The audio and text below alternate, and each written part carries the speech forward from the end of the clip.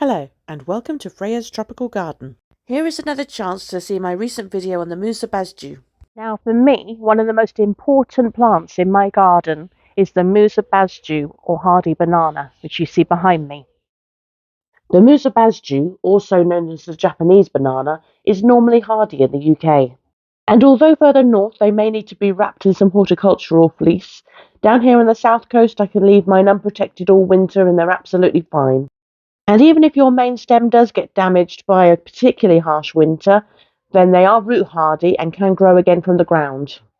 This plant is both fast growing and produces a lot of pups.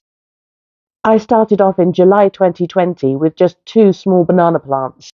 By 2021 they were already the most dominant plant in my garden. And now I have 10 Musa Basjoo plants that have been separated from the main parent plant. 2 of those have pups of their own. And that's not including the clusters of bananas from where the original 2 were planted. These pups are baby plants that grow at the base of the main parent plant, and they can either be left in place or separated and moved elsewhere. However, I do advise that you let the plant get to a nice large size before separation.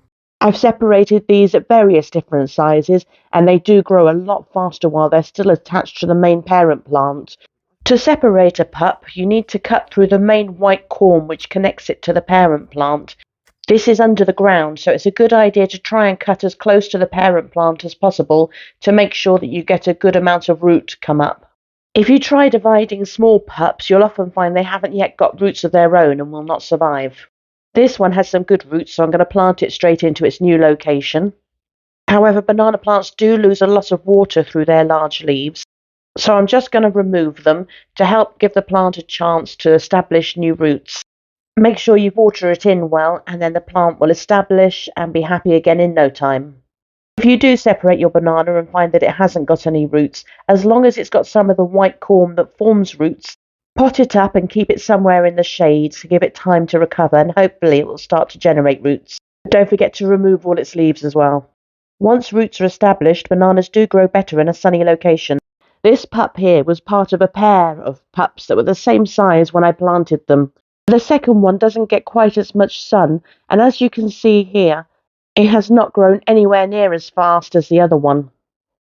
Musa Basjoos also like a lot of water, so be prepared to provide additional water during a dry summer, as well as a regular feed with a high nitrogen fertilizer.